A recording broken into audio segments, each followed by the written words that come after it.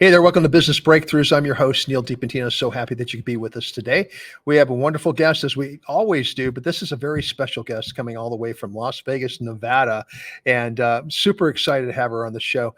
She is a business growth strategist, an exit plan expert. She's also a big-time podcaster, an author, a speaker, a coach, a visionary, and there's probably about a million other things that she does super well. She's the founder of Infinite Profit from Las Vegas, Nevada, as I mentioned, Miss Marcia Riner. Thank you so much for being on the show today. Awesome, Neil. Thanks for having me. I appreciate the opportunity. Absolutely, absolutely. We've talked several times offline, on the phone, on other podcasts, things like that, and we've kind of got to know each other a little bit. And so I really feel like hey, you're not just a guest, but you're really a friend. And I appreciate, you give me some great advice. You've been podcasting for a heck of a lot longer than I have. So all this stuff that I'm taking to heart, and we're going to, use some of the things, some of the suggestions, but you do a lot of different things. You really do. But your primary thing really is as a growth strategist. And we're going to get into that here in just a little bit. But before we actually jump into the business part of it, let's talk a little bit about Marcia. Tell us a little bit about yourself.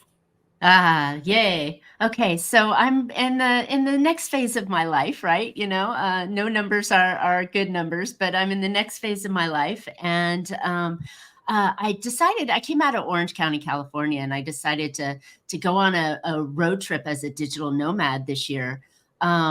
And funny enough, I stopped at the second stop, which was Las Vegas, because it's a lot of fun. It was a lifestyle that I was looking for. I do a lot of Latin dancing, and just made 2 teams at my studio, performance teams. So it's a lot of fun. There's just so much to do. And I think Vegas is really growth minded and growth centered. There's so much going on once you get out of downtown and the lights and the neon. There's just so much going on.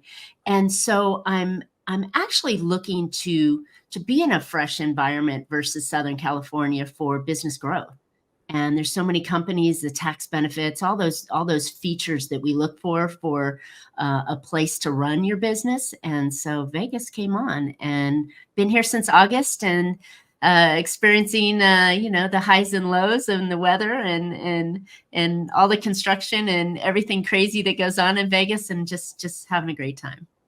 If there ever were like a great example of how business changes, Las Vegas would be the poster child for that. I mean, I haven't been there in years, but for a while there, I would go out there for different conferences, conventions, things like that. So maybe for fun with family, friends, that type of thing. And almost every time I went there, it changed. There was something new, something going on. Always cranes, always construction, and that Vegas is really, really a city on the go. It certainly is. And, there's always those conventions that are here. So I'm a consummate learner. So I'm always looking for new ideas and strategies and things that can help my own practice as well as my clients' practices. So, the conference scene here is just incredible. But yeah, I think that's what attracted me, as well as the cost of living and the tax situation, was just that growth mindedness and that creativeness that goes on. Absolutely. Absolutely. So now you're a business strategist now. You work with several different businesses to help them grow their businesses. What was it that made you decide that this was a direction that you wanted to get into? Great question. And actually the precipice of everything that I do. So both my parents were business owners, and mom ended up closing her doors after the 2008 crisis, right? And she had an opportunity earlier to sell her business, and she didn't. Kind of similar story with my dad's car business. He owned a dealership for good 25 years, well known, and then just closed his doors. So he didn't have the opportunity to sell it. And in my practice, I'm a certified financial planner by designation, and spent many years as an advisor and investments and strategies. But that planning side, my clients would come to me, and many of my clients were business owners. And they would say, oh, we're going to sell our business as part of our retirement, because they really didn't invest a lot of money, like many of us business owners, outside of our business. We always invest it back in. And so I would ask them that, juicy question. Well, what do you think the business is going to be worth? They'd give me some Shark Tank answer. Oh, 10 times EBITDA. And I'm like, yeah, right. So what are we going to do to ensure that that value will be there when it's time to retire? And they would just not have an answer that made sense in my mind. And I knew that that plan was going to fail because we were counting on them selling their business, but they had no plan to sell their business. So 2016 life change happened with me, and divorce, mom sick, the whole thing. And so I decided to really shift my business out of the highly commoditized, investment and retirement advisory into business consulting, because my clients liked my ideas on consulting their business more so than they liked my investment ideas, and ones that cookie cutter that you could get almost anywhere. And so, I started doing that, and business evolved since 2016 into where we are today. And what I do is I stand on 3 platforms: helping companies, growth-minded companies that are already in momentum, right? I'm not going to make the cash register ring for the first time. And I help them to increase their revenue, drive their growth, and ultimately plan for a future sale. Because again, that creates a win-win opportunity. They're going to have the business that they love and dreamed of when they started their business, and a windfall when it's time to let go, because they now have an exit opportunity, and all that blood, sweat, tears, nights, weekends, savings, headaches, everything they put into their business, now they have an opportunity to get some of that back. Absolutely. So your expertise is in exit planning. That's one of the things I read, at least on your LinkedIn page. And so when we started our business, that was one of the most important factors of creating this business that we have now, Titan Media Works. And we wanted to make sure that we had a complete, solid end game. And we You're want to one know of the exactly. few. Yeah, well, and it was important to me because, my partners are younger than I am, older than them, and my time in this business is going to be probably less than what they're putting into it. So I need to make sure that, number one, I'm taken care of, but number two, that the business still lives, when I'm Mhm. gone. And so we put all those plans together. But, I was just talking to an economist, and one of the things that he talked about is very similar to what you're talking about now, is having all these plans and everything. But a lot of times the best laid plans, you know, there's life gets in the way. So Of what he was course. talking about, and I want to see if you agree with this, is that, you have to have contingency plans put together in your plan. So, because you never know we didn't know we're going to have a pandemic. No, There's things that no. happen. Exactly. Plans are meant to be living, breathing documents, right? So many people will do their business plan. If we kind of use that as a storyline, they'll do their business plan in January, which is often too late. You should be doing it in September, or October, so that when January hits, you're already in momentum. But they're doing their business plan. They write all their goals. They dream about something they want to have, and then they shove it in a drawer somewhere. Hmm. A business plan is meant to be reviewed frequently. I always like to say it needs to have, prime real estate on your desk somewhere. And then you're reviewing it against those KPIs, key performance indicators, and seeing if you're on track. And Yeah, like a sailboat, you're never going to hit the wind all the time. So you're going to have to tack and adjust and move to make sure that you're in the wind, the right wind.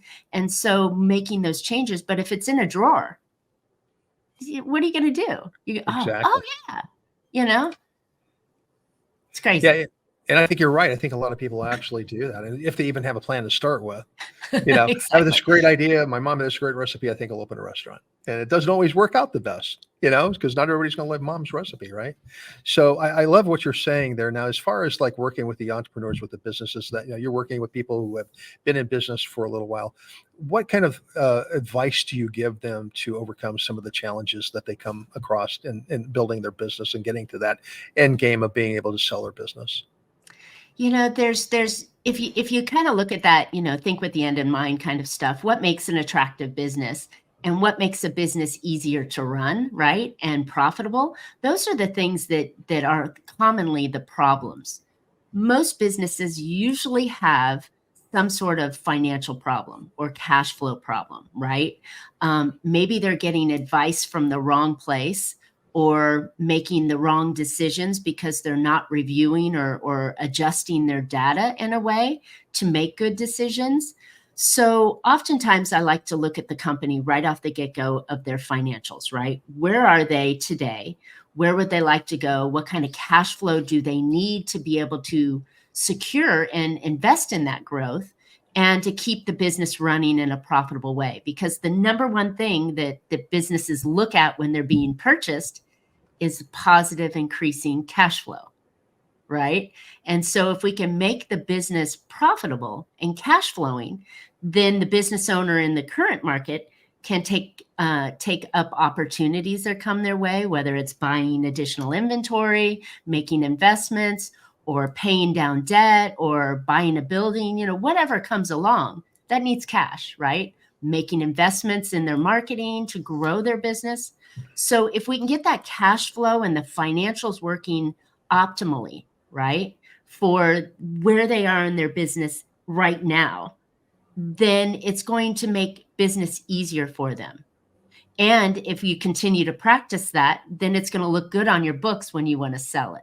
See, so there's always that double-sided direction to every one of the strategies that I implement. How do I make it look good now? And how do I make it look good later? Right.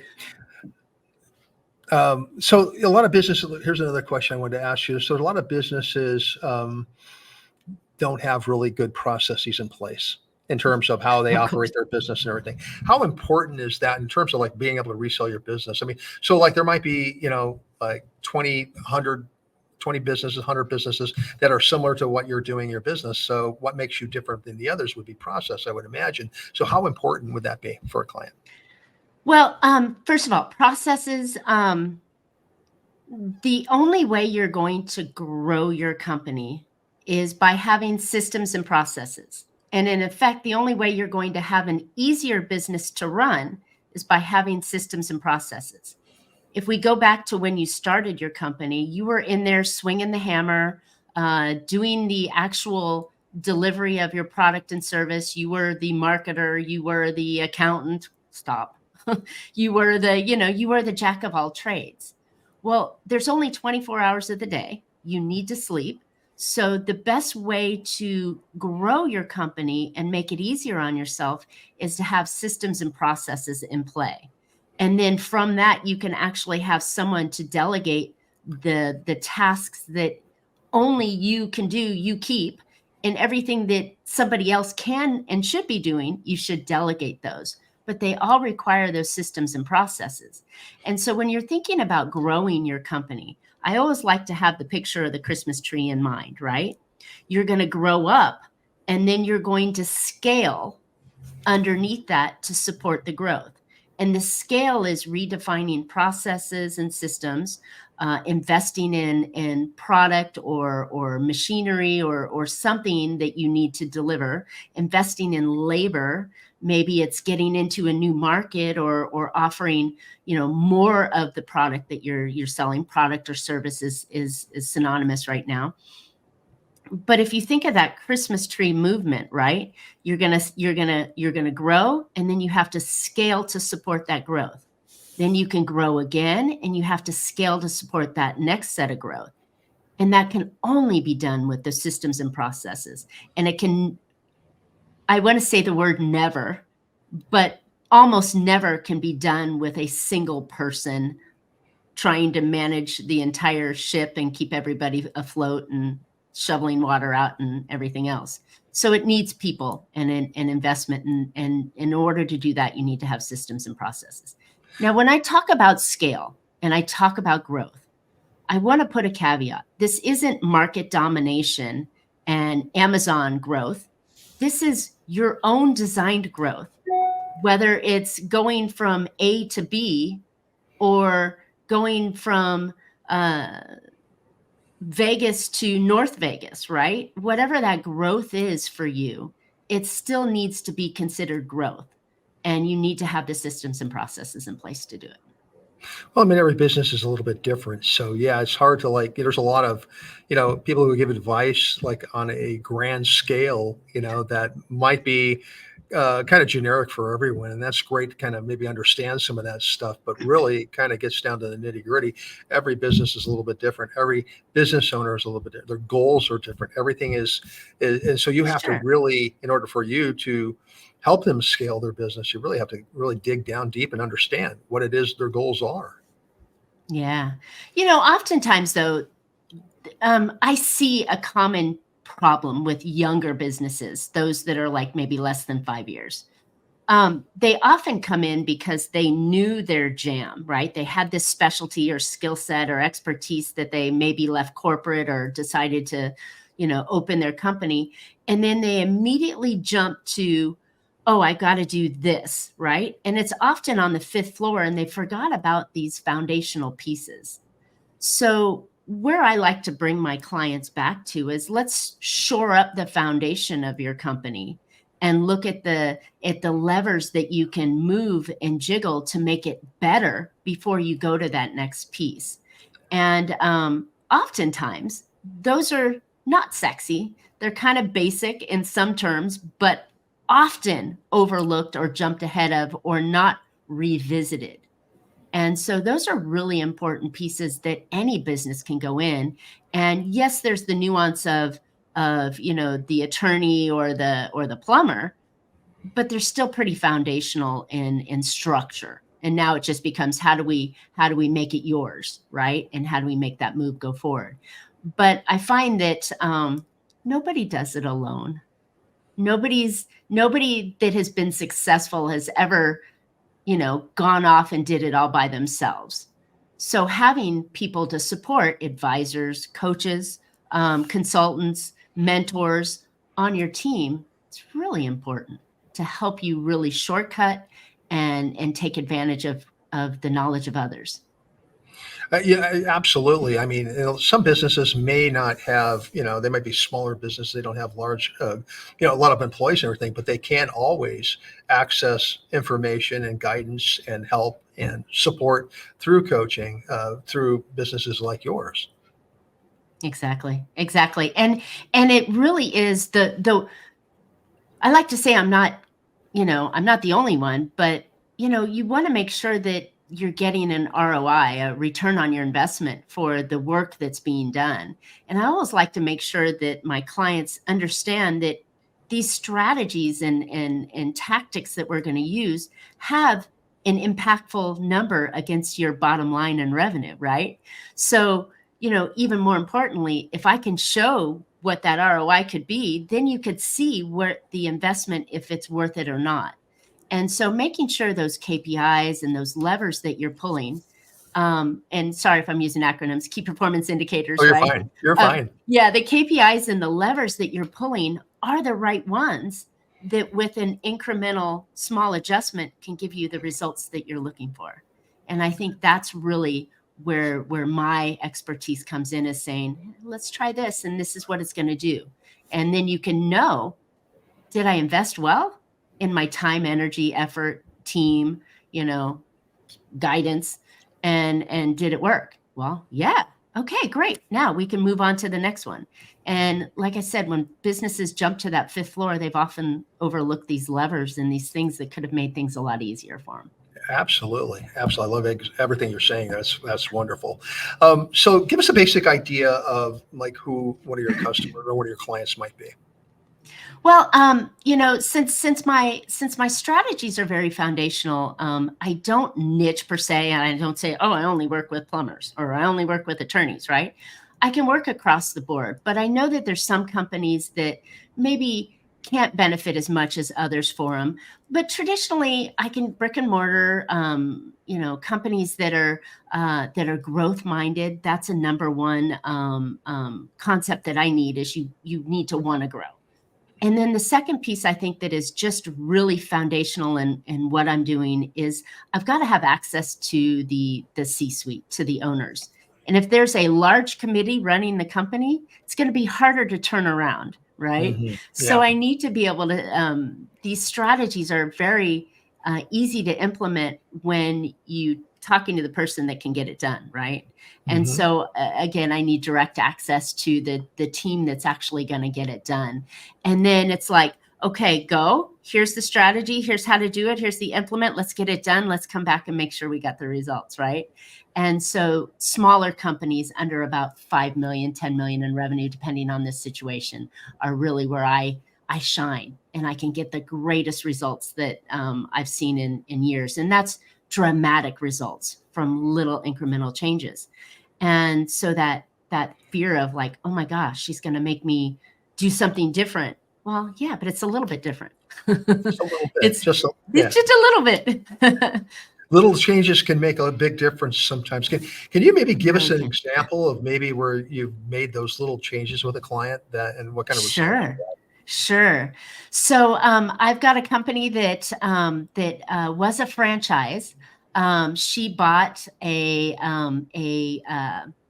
carpet cleaning company, and she bought it and expected the same results. And the people that left ended up taking some of the customers with her, so she was already in kind of a negative right out of the get go.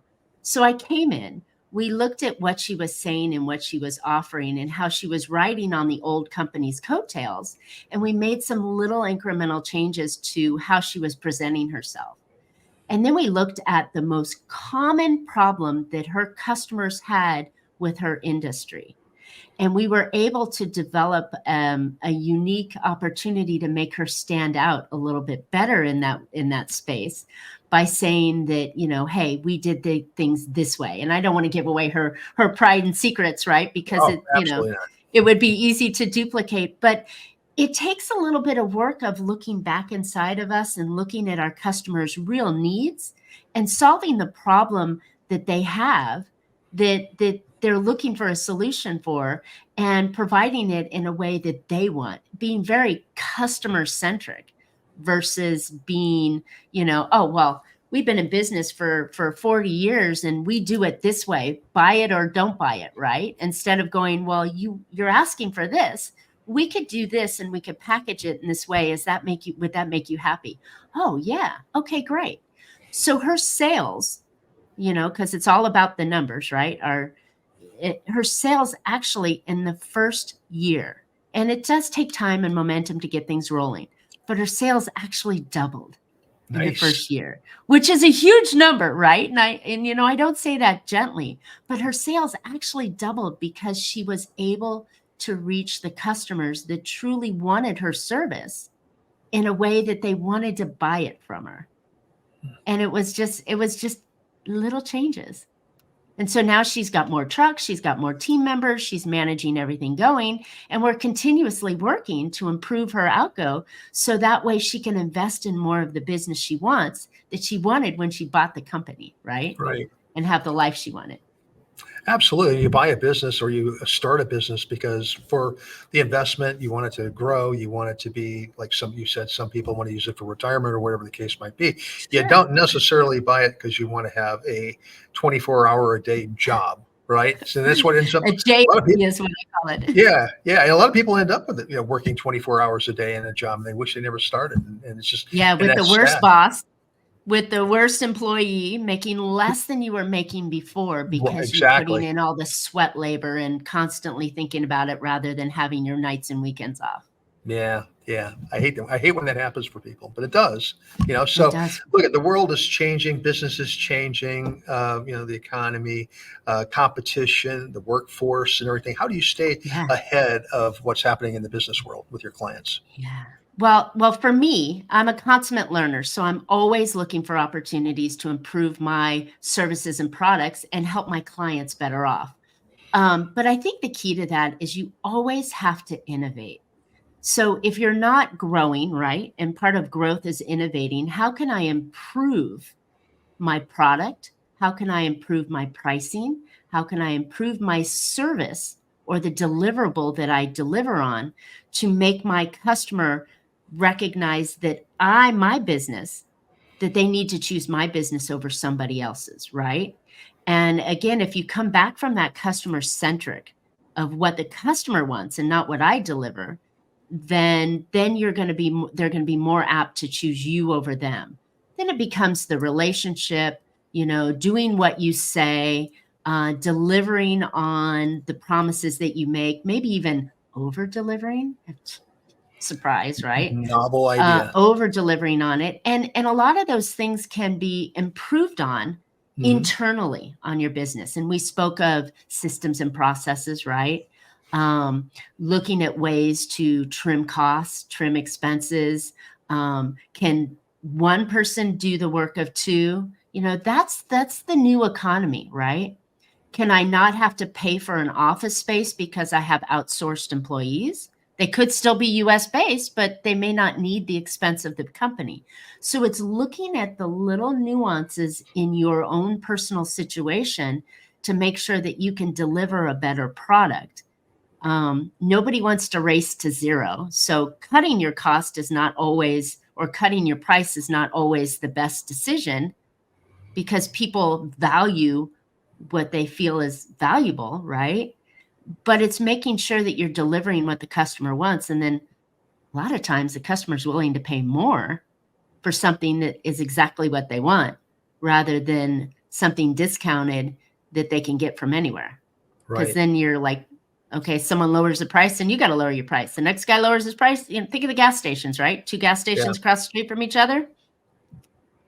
One's always full and the other's always empty. Yeah. No business can really, I don't think they can win it in a price war. So, And I think it's right. I think it's about customer service, not only customer service, but really customer experience. And so customer value. Yes. Yeah, absolutely. Exactly. Hey, listen, we're getting close to the end of our time together, but before we leave, any final thoughts you'd like to leave our audience with? Yeah. So, the one that I always visualize myself is, a man standing in tattered suit on an island with a lone palm tree, right? A little itty bitty island. You're never going to make it alone. So reach out to those who have done it before you, done it next to you, who are just a step ahead or maybe a step below. Get help, right? You should never attempt business alone, and so reach out and get some help. And if it's okay with you, may I share some free help that I can give? 100%. Thank you. So if listeners want to get some ideas, I've got a really great, I call it a mini novella. It started out a labor of love and just a little booklet with some ideas on it. It turned into 25 pages of ideas and strategies and implementation pieces. You can get it for free. It's some really valuable tools that almost any business can utilize. It's available. It's a download. You get it immediately. No hard pressure, no hard sales, nothing crazy. You can go get it at boostingprofit.com. And you can go download it there. Outstanding. Fantastic. I appreciate that. Our audience is going to appreciate that 100%. Marcia, if our clients would like, or I'm sorry, our clients, if our audience would like to get in contact with you about possibly being a client or getting some more information from you, how do they go about doing that? Well, I am at infiniteprofitconsulting.com. You can always find me there. I'm all over social media at Marcia Riner. And then thanks to, fellow podcasters out there, I also have Profit with a Plan. So there's lots of ways to hear about it. I'm always out there talking about ideas to increase your revenue, drive your growth, and plan for a future sale. So you can always find me anywhere. But my company is Infinite Profit, and you can find it at Infinite Profit Consulting. And if you haven't listened to the Profit with a Plan podcast, you need to tune in and check it out. And you can find that pretty much anywhere you find it, where you get your podcast. Fantastic. And you've been doing that for a really long time. So yeah, you've just going into year 5. Oh my gosh. So you've got like a whole library of stuff that people can exactly share with folks. Outstanding. Well, Marcia, thank you so much for being on our show. You've been a great guest and with a wealth of information. So certainly appreciate you being here. Thanks, Neil. Outstanding. Folks, that's all we have for today. So thrilled that you can be with us on Business Breakthroughs. Business Breakthroughs is sponsored by Titan MediaWorks. Check us out at titanmediaworks.com. That's work spelled WORX. And check out all of our other great hosts on the Small Business Delivered Network at smallbusinessdelivered.com. Until next time, have a great day. Look forward to seeing you again. Bye-bye.